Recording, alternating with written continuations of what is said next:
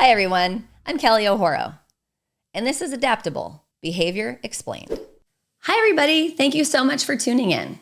Today, I'm especially excited to have our guest, Victoria Brandt, discuss with us how to find and discover the pitfalls of parenting, specifically the developmental age of teenagers.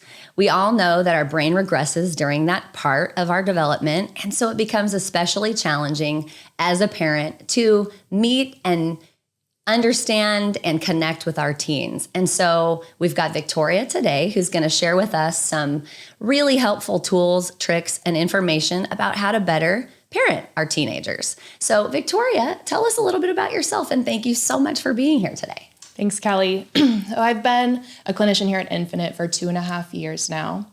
Before starting here, I was a teacher, worked in the school's Head Start age, so 3 to 5, the littles. And with that population comes a lot of work with parents. So I got to partner with families, which really was my favorite part of the job, really helping them navigate what was going on with their children, how they could help more at home, beyond just the academics. Right. When you think about becoming a parent, there is no instruction manual. Yeah, there isn't. And so I talk to my clients all the time about this. This is really just the classroom for all of the life things that you were not taught correctly, or you were taught by caregivers that maybe didn't know the most appropriate things. And so you took that educational stance and you were able to bridge that gap for parents as an educator in your first career. Absolutely. Awesome. And then when I came to Infinite, I first thought I was going to be working, exclusively with littles. And through more advanced trainings and working with the lifespan, clients across the lifespan, I realized I have a real passion for working with teenagers. But again, bringing in the family component and helping their parents realize how they can be more effective in parenting them and connecting with their teens and navigating all of the challenges that come along with being a teenager. Right. And when you think about the connection we have with ourselves and our stories, we've been teenagers. Yeah. We know what it was like to be a teenager, and we know where our parents didn't get it right or fell short. And so what an awesome opportunity for you to kind of help educate families, bridge that gap, and help future teenagers maybe have some of the things that our parents missed because they just didn't know what they didn't know. We're all doing the best we can, but when there's gaps in what we know, we the people that come to learn, and our viewers who are trying to learn more about this, they're going to bridge those gaps because of what they're learning. So absolutely. I feel so honored to, one, have you here to share with us, and also just in this work to be able to reach a broader audience because everybody turns into a teenager at some point in their life. Yeah. So you teach a class here at Infinite, and I was so excited when you went through this training. Can you tell us a little bit about it? So it is dialectical behavioral therapy. Whoa, what's that? I know. It's a mouthful. We love the acronyms in therapy. It is essentially a skills-based therapy, right? So it is fantastic for teenagers because what they need are skills. They need skills for how to emotionally regulate, how to tolerate distress, how to communicate in effective ways, and how to, navigate their relationships in better ways. And that in particular is the module that we're in right now. What's it called? It's called Walking the Middle Path. Okay. Yeah. Awesome. Can you say a little bit more about why the name? Walking the Middle Path is about balance. So balance in a lot of ways. You can think about, perspectives between teenager and parents. Sometimes it feels like you're on opposite sides of the Grand Canyon. And how do we find any middle ground on how we move forward on issues that come up, conflicts that are super common? And it's also, for ourselves, whether it's for the teenager or for the parent, to notice, how do I find balance in how I'm moving through life? So balance in a parental approach between maybe being too lenient versus too strict. Awesome. So one of the things I loved about you going to this is so many practices or clinics offer coursework specifically for the kid. Yeah. Or specifically for the parents. Yeah. And they don't teach both sides of the family. Here are a set of ground rules that we all should just know. Yeah. And let's learn them together. Let's practice them together with in a non-threatening setting, not in the middle of some kind of conflict. And let's practice these same sets of ground rules and skills so that we can have better communication all the time. so that we can forge a pattern of communication that's effective. So I really love that this course offers that. It just gives people a chance to learn the things they didn't learn before they had kids, and also to bridge that gap, especially during the transition of a child becoming a teen. Yeah. When you think about the communication, I know that as a parent, one of the best tips I learned when my kids were becoming adolescents and teens was, and I don't even remember who told this to me, but they said, you might consider changing your language from such directive language like pack your backpack to you might consider if you don't pack your backpack tonight, you might forget something tomorrow. And so it just changes the approach so that it empowers the child to have the opportunity to reason, consider pros and cons, weigh the natural outcome that may or may not happen, and then ultimately exercise agency in so doing. And so I love that little tidbit of what I learned, but it's really tricky when people become teens and we get so locked in on we want things to be the way we want things to be as parents because we're managing so much, and the chaos of our family systems is a lot to handle. And we're not just parents, we're also employees, and we're friends, and we're sisters, and we're wives, and we're all of those things. And so it's a lot to navigate. So in this course, can you tell me what you think is one of the most important concepts that is discussed for parenting this age group? Yes. And I will bring it back to saying that it is a game changer to have the teenagers and the parents in the room at the same time going through this, because it means that the burden is not on the parents. The parents aren't the problem, and the burden is not on the teenagers. It's not the teenagers who are the problem.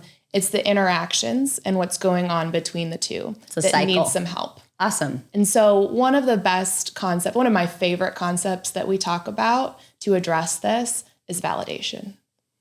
Validation will give you the keys to the kingdom when you are working with parents and when you are working with your teenagers and trying to get things to go better for you. So say more about that.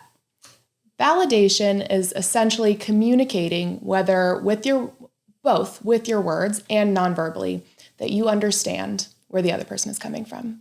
You understand how they're feeling and that it makes sense in a given situation. So can you give us an example of how this would be done correctly? Maybe, thinking of a client case or a recent incident in one of your courses where you were able to demonstrate this and even maybe model for or course correct what appropriate validation might look like?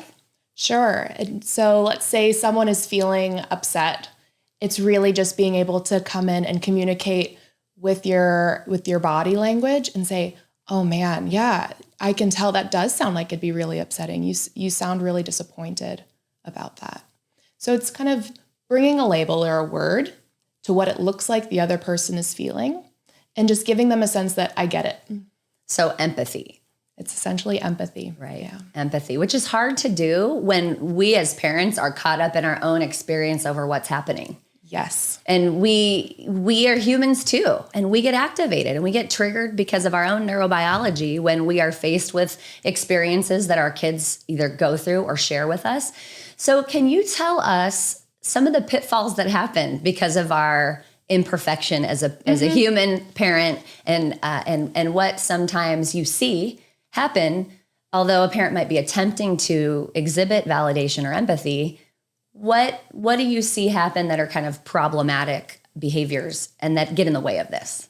There are plenty of pitfalls that parents inadvertently step into, right? They are coming towards their teen with the best of intentions, and yet maybe they don't agree with how their teenager is feeling. They wish they weren't feeling that way, so they want to rescue them from it, right? Rather than acknowledge that, yeah, you're feeling really sad right now, or you're really hurt. They kind of want to rescue them from that. What does the rescue look like? So one example of rescuing that I can bring from my own life story that I've witnessed be that when my papa died, I was with my younger sister, who at the time, she's much younger, but at that time she was around 12. And my mom was trying to help her through this. And in doing so, with beautiful intention, said, oh, honey, it's okay. You don't need to cry. Don't be sad, sweet girl. It's okay. So much love pouring from my mom in that. And yet it is rescuing her from what is actually a really normal and natural response to death. And an attempt to control her emotional experience. Don't be sad. Yeah. Because of her own discomfort. Because she didn't want to see her hurting. Right. Yeah. And the problem in that is that it communicates inadvertently that don't show sadness around me, right? And when it maybe can lead to some mistrust in their self of, should I not be feeling sad? Should I not cry? Is that not an okay way to express sadness, right? Should I keep this in? Or am the way that I want to show emotions, is that just wrong? Yeah. Or am I too much? Am I too much? Is my sad too much for her, and can she not handle it? So all those messages that get internally encoded for someone when there is that misattunement or that empathic failure. Yeah. That makes so much sense. So what's another pitfall that you see parents experience and the negative consequence of that pitfall? I think a big one that parents fall into, again, in a well-meaning way, is problem solving, right? Failing to take that pause to first acknowledge how their teenager is feeling and kind of jumping over that step to the problem solving stage, right? And it comes with quite a few problems. Like what? What's a negative implication or impact from a parent who jumps into problem solve? It kind of conveys that the feelings around it aren't as important. You know, I have a recent example of a growth opportunity, or I should say of an area that I have been working on and growing in my own parenting. I was super guilty of being a rescuing problem solver. And I think it had a lot to do in my own story about so much falling on my shoulders. And then when one of my kids would call with their overwhelm or their upset or wherever a mistake happened in their choices, it's like, because I'm barraged with so many problems in my life, I have a lot of people that I love.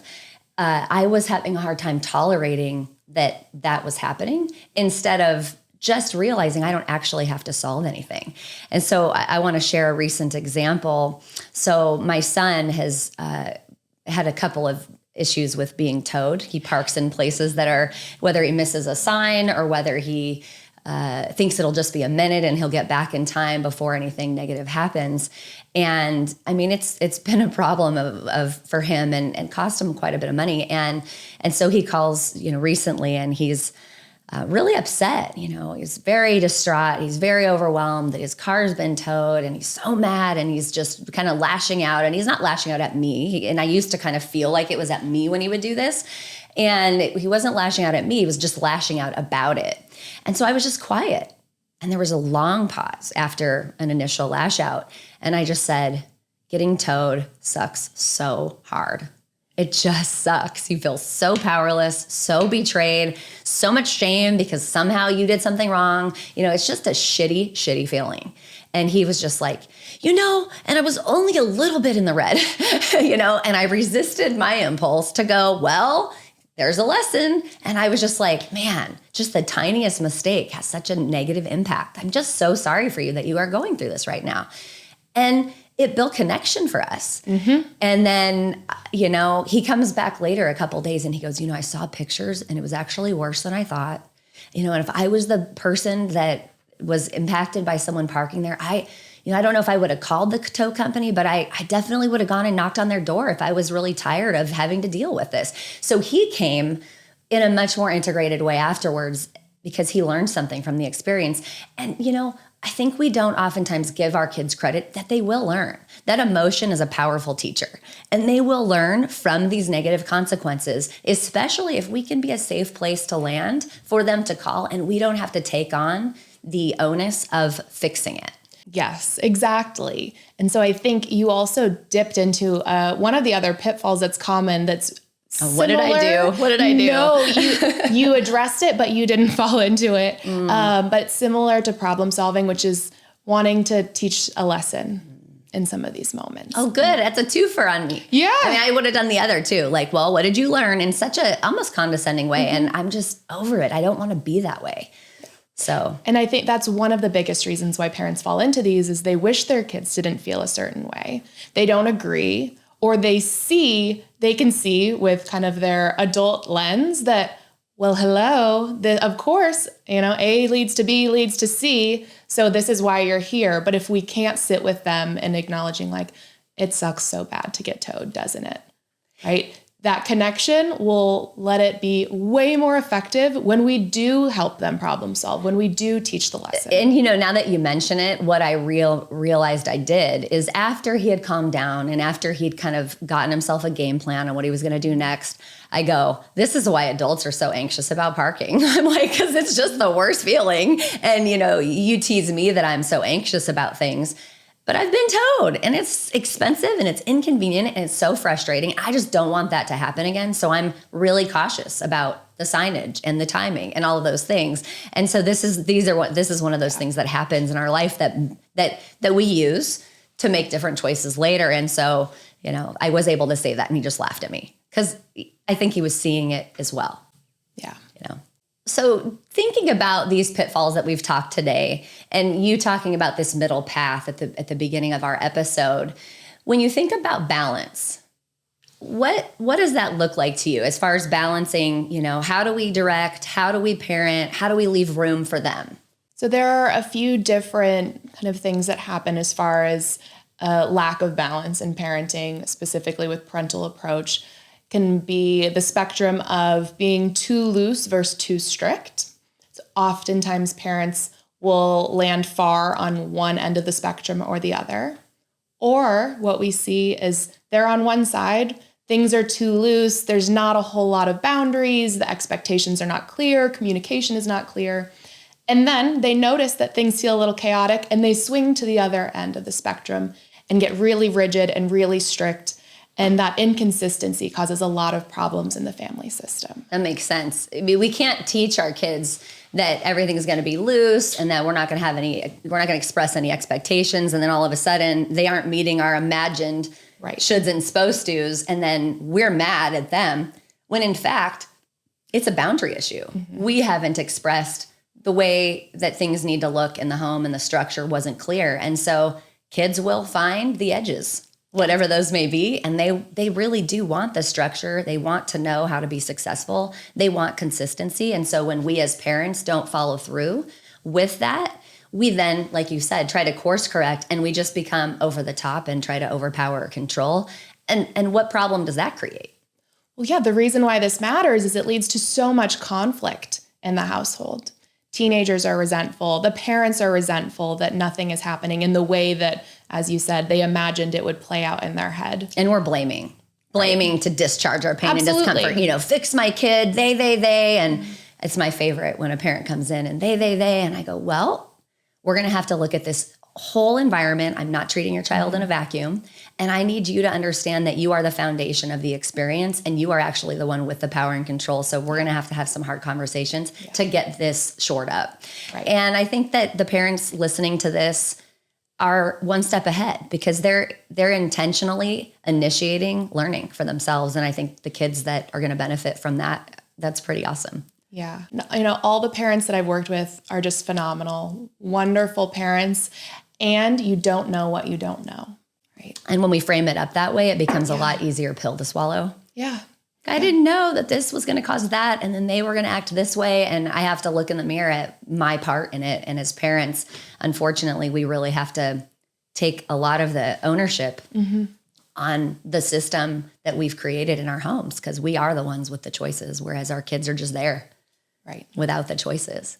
So when you think about some of the ways that people parent without balance, what's another error that you see?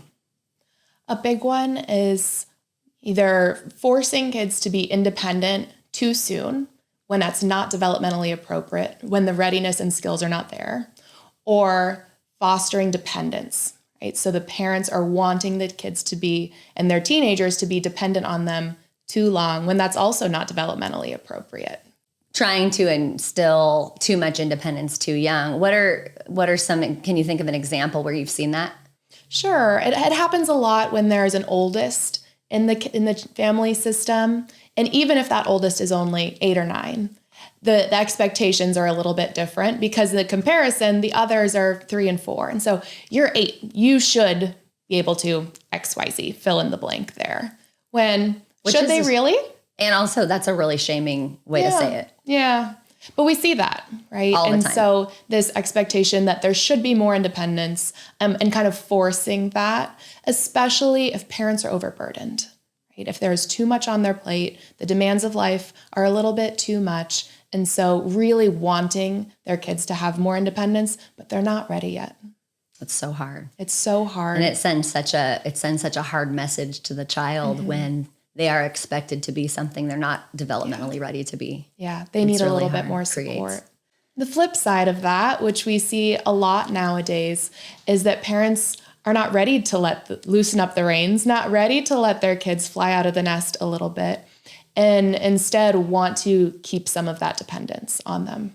So that they have a purpose, so that they can say, but I'm the parent. And I've heard parents in one of the classes that I teach say, well, but I'm a stay-at-home mom, so I really should be putting their clothes away.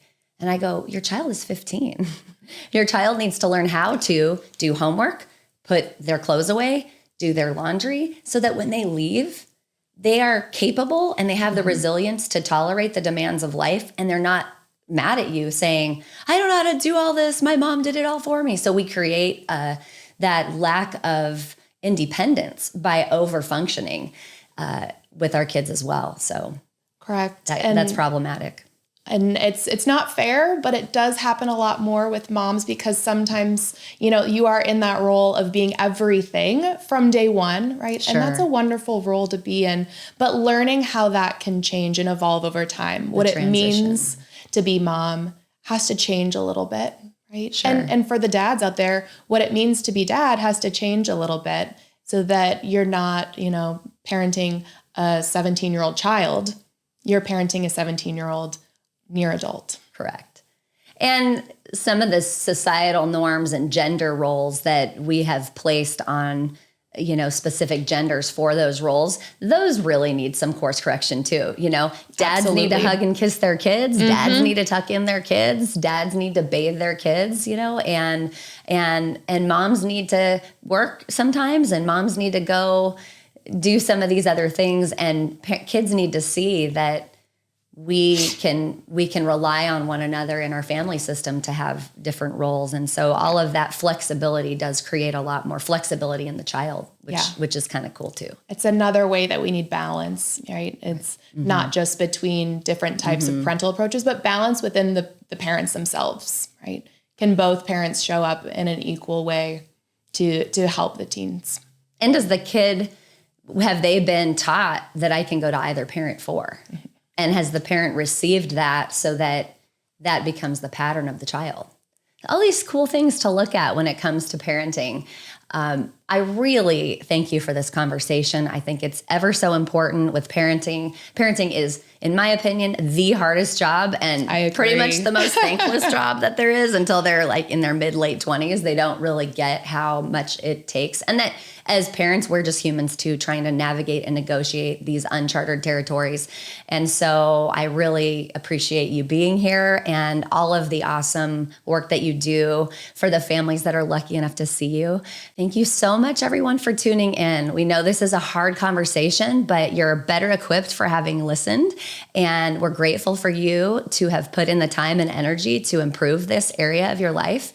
And if you have any questions or would like to participate in one of Victoria's upcoming groups, you can find the link below. And so I hope you move forward today and all days leading with love, because it'll never steer you wrong.